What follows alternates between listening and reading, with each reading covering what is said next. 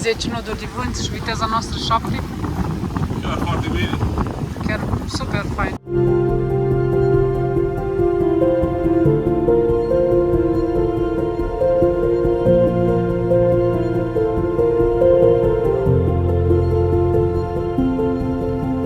S-a stricat de câteva zile. Pattern maker. Mă uit unde trebuie să ajungem mâine.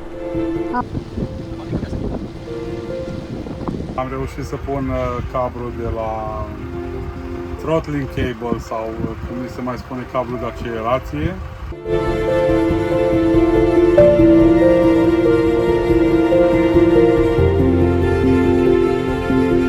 După cum v-am povestit în episodul trecut, am petrecut câteva zile liniștite în Palaros, dar cum velierul nostru nu stă prea mult într-un loc, a venit momentul să ridicăm ancora și să ne îndreptăm spre o destinație cunoscută, Nidri. Mergem destul de bine. 10 noduri de vânt și viteza noastră 7. Chiar foarte bine. Chiar super fain. Ei, da, avem și vânt un pic de 90. Da, 90. Cel mai bine de upwind să merge. Super. Ajungem acum și în Nidri, mai avem vreo 3 mile.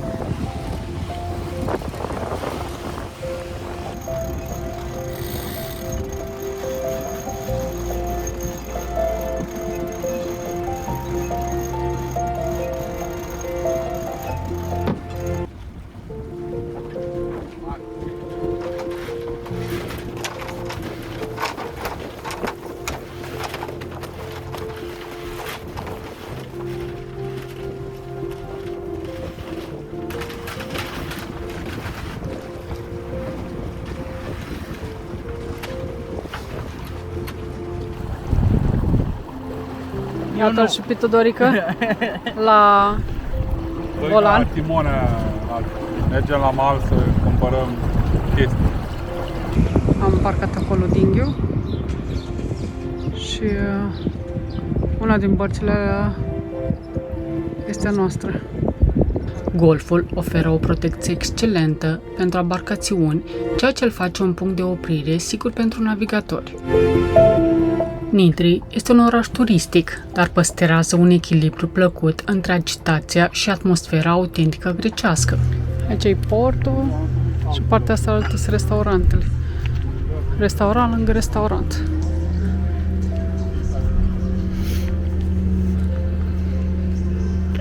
Și feribotul. Interesant să mergi cu o barcă de asta. Cruiser de o zi.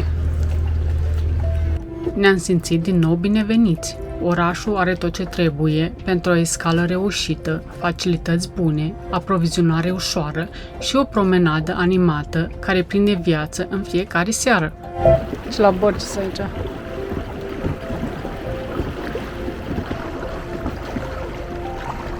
Iau-o și pe Discovery.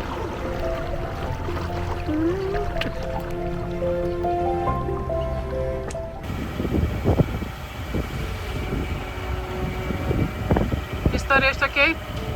Eu sunt ok, încerc să intru printre valize. Suntem pe canala Lefkada. Din nou. Din nou. Avem 6-7 metri. Și cât vânt avem? Vântul e 24 de noduri. Și merge cu 7 noduri. Vreo 2 mile de mers pe canal. După ce am lăsat în urmă insulele, vântul a început să prindă forță, venit din spate, iar odată intrați pe canal, situația s-a schimbat rapid. Vântul a crescut treptat până la 25-27 de noduri.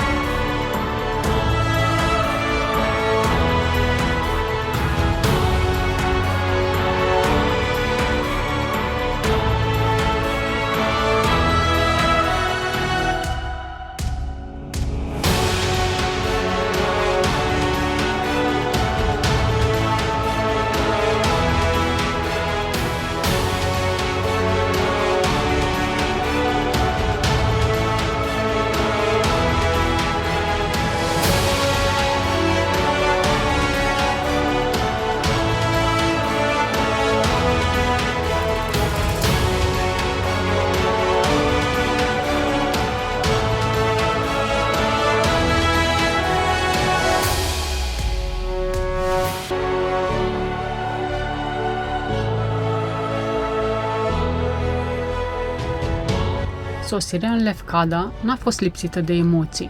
Ancorajul a devenit dificil, mai ales că vântul sufla puternic din lateral și a trebuit să intrăm cu precizie între două bărci deja ancorate.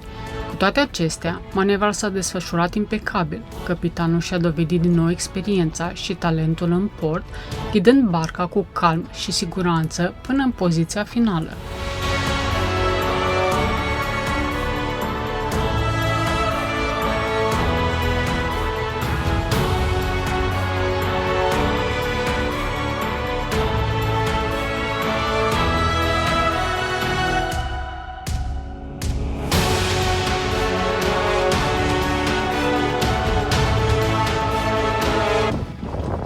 Stai, nu? Nu, Tania. Doar când o tragi din apă, trebuie să-mi spui. 3, 2, Tania, pregătește-te, prins. Stai! Acum!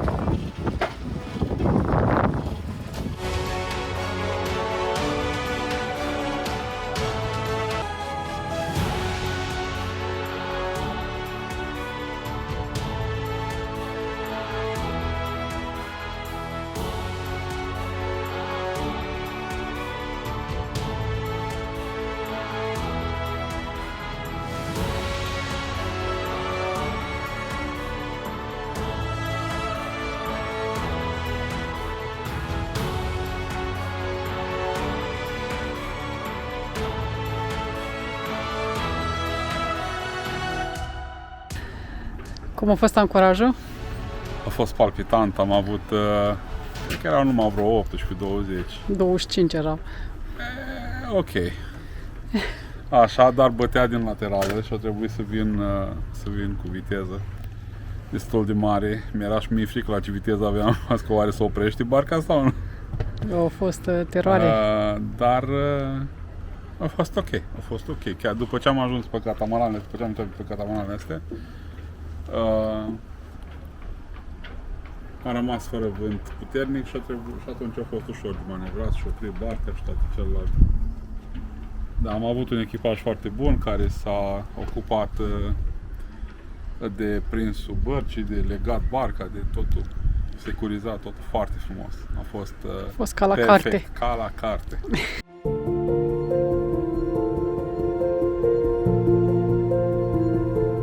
Cum e, Tania, să cu acest obicei bun sau rău, ca în fiecare zi la amiază, după ce mâncăm prânzul, Să bem o cafea.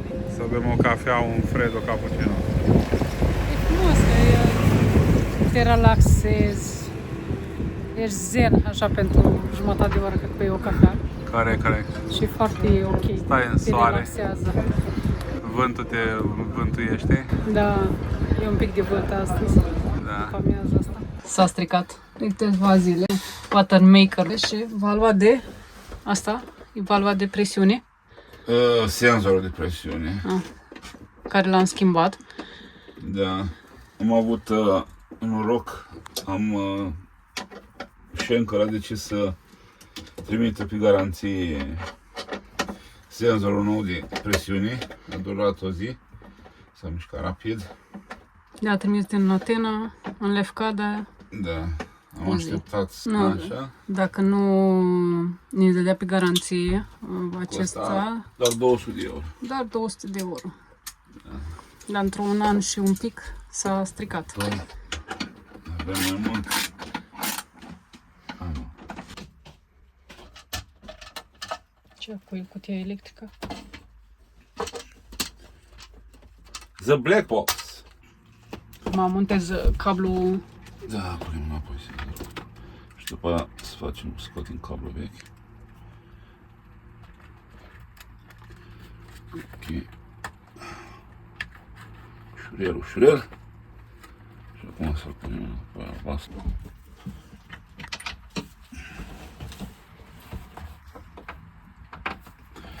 În fiecare zi fixăm ceva. Fiecare zi mai reparăm ceva. Rezolvăm cu watermaker-ul.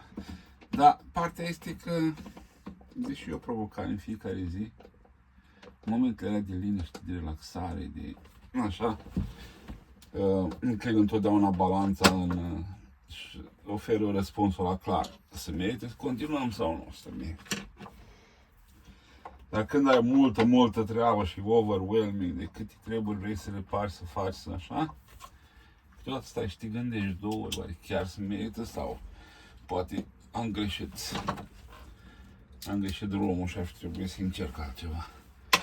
Dar abia după ce le duci pânzile și liniștea aia, așa, un vânt perfect și toate astea, Și ajungi în locuri... și ajungi în locuri faine și le așa ancora și te bucuri așa de priveliște, de locuri, de vreme, de orice, știi, de peisaj. Deci nu, se merită. Se merită, da. Cât poți susține treaba asta, se merită. Aici nu avem facturi în formă regulată, dar avem altfel de facturi.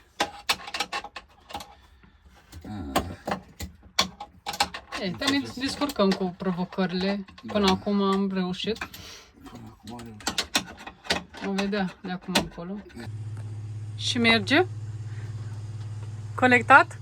Facem un flash acum, că trebuie să faci la o săptămână flash. Super! Ura! Încă un task rezolvat. Încă un task rezolvat pe ziua de azi. Super! Este canalul Lefkada. E liniștit acum pentru că e seara la ora 7 și nu știu la cât deschide seara podul, dacă mai deschide. Trecem pe lângă podul de Lefkada. De data asta pe jos, nu cu barca.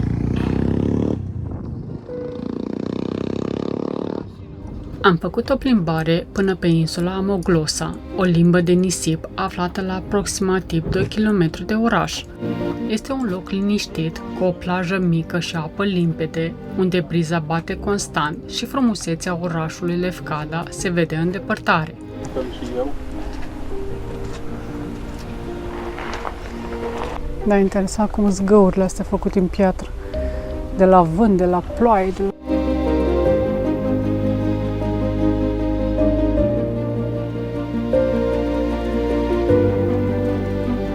Și o mică bisericuță. În miniatură. Ce priveliște frumoasă de să vede aici. Ce faceți, mister? Mă uit unde trebuie să ajungem mâine. Ah, super. Mă uit dacă e drumul liber. Drumul Dacă liber. nu se îndrop pe drum sau ceva. Da, mâine dimineața la ora 10 încercăm să plecăm când Traversăm se ridică această podul. imensitate de apă. Da, și să mergem all the way. Da, adică până vreo 8 ajungem, mile până în Preveza. O pile, da.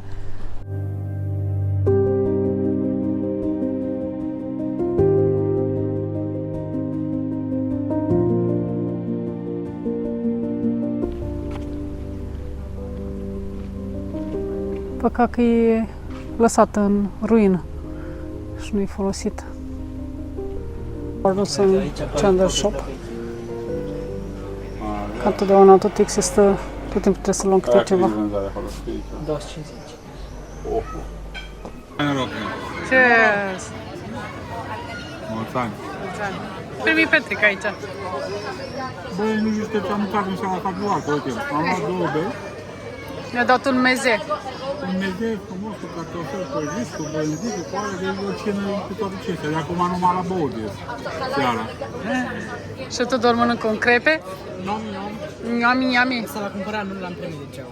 Da, ăsta da.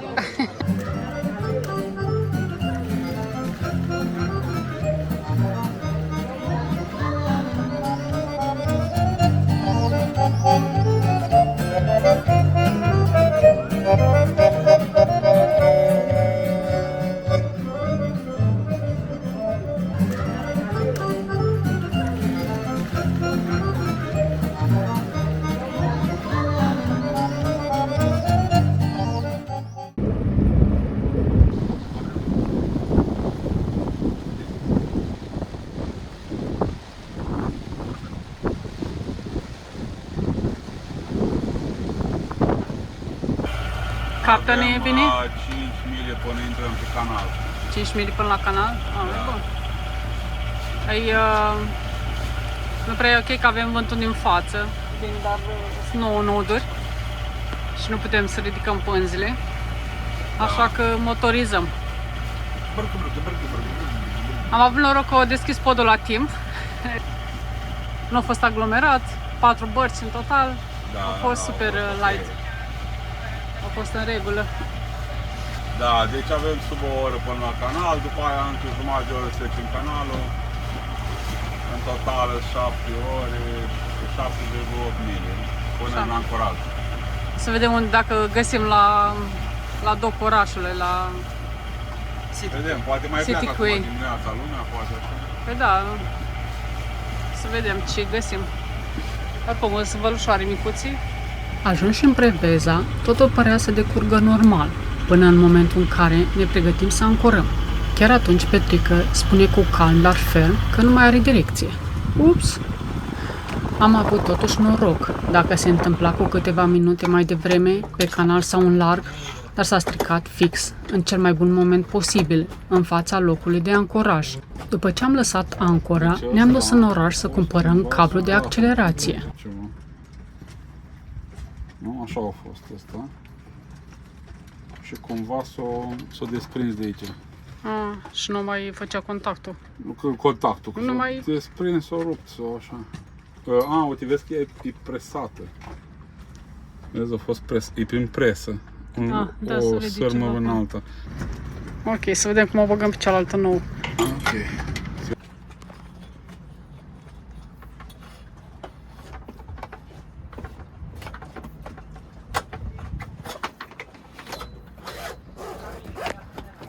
A? Ușor, nu tragi prea tare.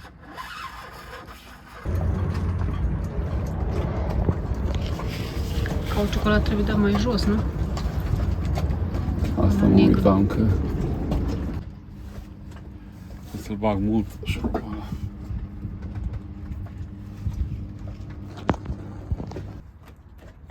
Ok, și ce trebuie să aveți? Să-mi spui dacă se trage ăla în sus.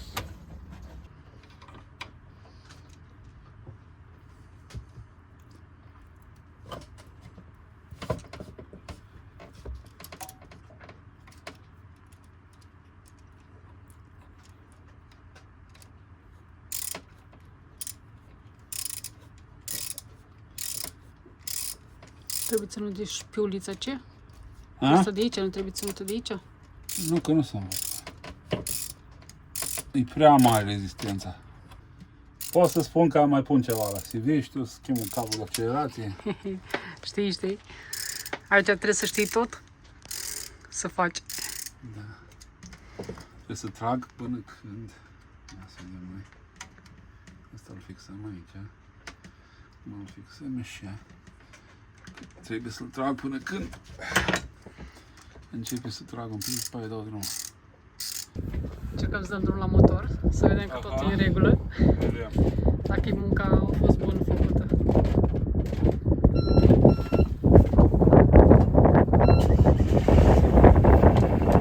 Te pasez în spate. Da, ok. De zis, capitane? Am mai învățat ceva, cum spuneam, să pun pe CV. Am reușit să pun cablu de la throttling cable sau cum se mai spune, cablu de accelerație. Nu la Dacia, ci la Moody 422. Suntem bucuroși că am mai învățat ceva. Am avut noroc de am găsit cablu aici, mi s-a stricat exact unde trebuie. Let's open the champagne, nu? Ne dăm jos pe barcă că e cam suel. A doua zi dimineață am avut noroc și am găsit un loc liber la docul orașului. Nu e cel mai liniștit loc, zona e destul de aglomerată și suelul nu lipsește, barca legănându-se ușor chiar și când totul pare calm. După atâta muncă, vine și răsplata, o bere rece, bine meritată, la una dintre terasele din port. Uneori, nu ai nevoie de mult pentru a te simți bine, doar o barcă ancorată, direcția reparată și un pahar de bere rece.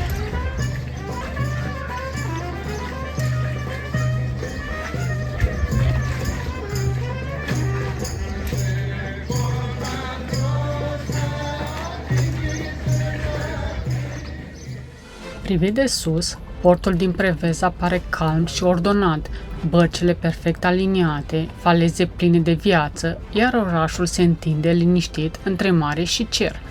Dar la nivelul mării, lucrurile se simt altfel. Docul este adesea plin, cu suiel constant, iar spațiul pentru manevre poate deveni o provocare. Totuși, portul oferă tot ce ai nevoie: alimentare cu apă și curent, acces rapid la magazine marine și o poziție ideală de unde poți ajunge ușor pe jos în centrul orașului pentru o plimbare pe faleză. Orașul Preveza are un centru vechi, plin de taverne, străduțe înguste și o atmosferă relaxantă, acel echilibru între autentic și turistic care îl face ușor de iubit.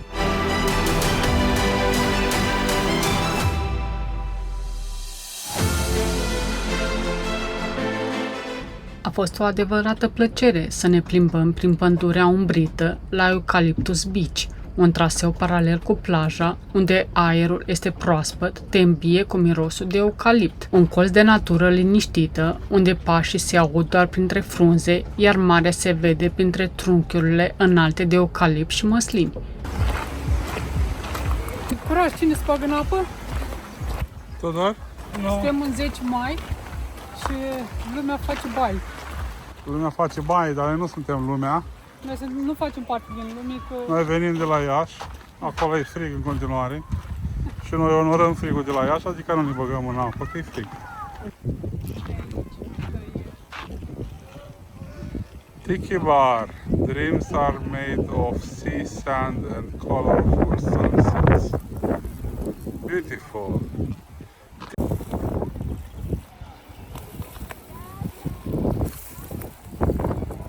Suntem la un restaurant unde îți alegi peștele, diferite sortimente de pești și îți alegi peștele care îl dorești să-l mănânci, ți-l faci prăjit. Spune, asta e sălbatic din mare, asta e sălbatic tot din mare, dar în condiții de acvacultură.